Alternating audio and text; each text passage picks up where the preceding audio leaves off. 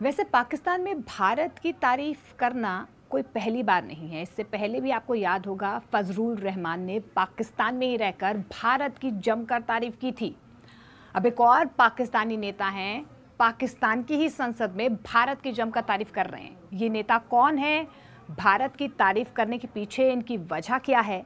आपको इस वीडियो को अंत तक देखना होगा और समझना होगा कि आखिर पाकिस्तान में भारत की जय जयकार क्यों हो रही है।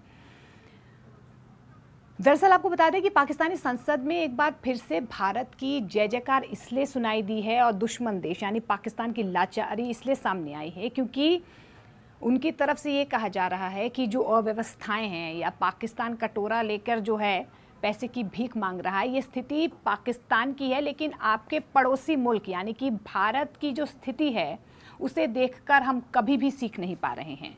उन्होंने कहा कि पाकिस्तानी संसद में कि भारत अब चांद पर लैंड कर गया है, लेकिन हम छोटी छोटी दिक्कतों का सामना कर रहे हैं। उनकी तरफ से ये बाकायदा कोट किया गया और कहा गया कि भारत चांद पर लैंड कर गया है, जबकि उनके बच्चे गटर में गिरकर मर रहे हैं।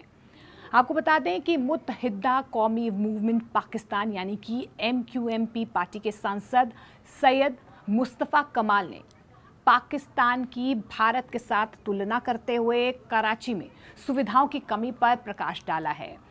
एक टीस कहीं ना कहीं उनकी उन बातों में समझ आई जब उन्होंने ये कहा कि एक तरफ उनके देश के सबसे बड़े शहर यानी कि कराची में खुले गटर में बच्चों की जान जा रही है, जबकि दूसरी तरफ भारत ने पहले ही सफलतापूर्वक मून मिशन को अंजाम दे दिया है। उन्होंने भारत के चंद्रयान 3 की सफलता के संदर्भ में ये बात कही और संसद में वो कह रहे थे कि कराची में देखिए क्या हालात बने हुए हैं।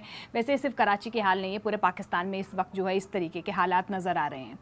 सांसद सैयद मुस्तफ़ा यहाँ नहीं रुके, उन्होंने अपने संबोधन में ये भी कहा कि अब जब दुनिया चांद पर जा रही है, हमारे बच्चे कराची में गटर में गिरकर मर रहे हैं। हम अपने टीवी स्क्रीन पर जब खबर देखते हैं तो भारत की ये खबर आती है कि भारत चांद पर पहुंच गया है और इसके ठीक 2 सेकंड के बाद ये खबर आती है, वो भी कराची से, कि खुले गटर में एक बच्चे की मौत हो गई।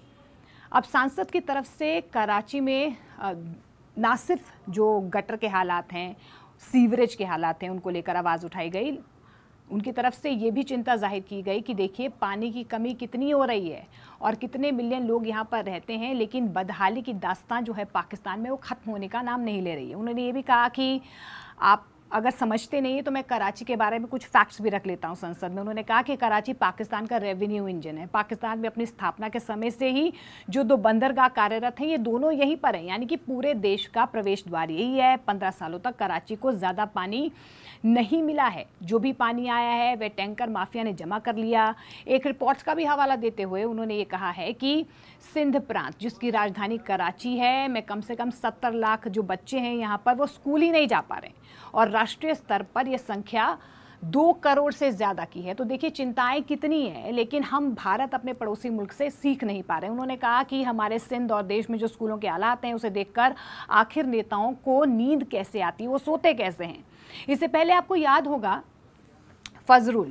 फजलुल जो प्रमुख दक्षिणपंथी इस्लामी नेता हैं मौलाना फजलुर रहमान, उन्होंने भी संसद में रहकर ही भारत की तारीफ की थी। और आज देखिए कि किस तरीके से मुस्तफ़ा की तरफ से भी एक बार फिर से ये कहा गया है कि मैं भारत का मुरीद हूँ। जिस तरीके से भारत में व्यवस्थाएं हैं पढ़ाई को लेकर, बच्चों की एजुकेशन को लेकर, साफ़ सफाई को लेकर, हमें सीखना चाहिए कि भारत वैश्विक महाशक्ति क्यों है। और यही बात जो है मौलाना फजलुर रहमान ने भी कही थी। उन्होंने इस संसद में रहकर ये कहा था कि भारत वैश्विक महाशक्ति बनने के बेहद करीब है और पहुंच भी रहा है, और वहीं पाकिस्तान दुनिया के सामने खुद को बर्बादी से बचाने की भीख मांग रहा है।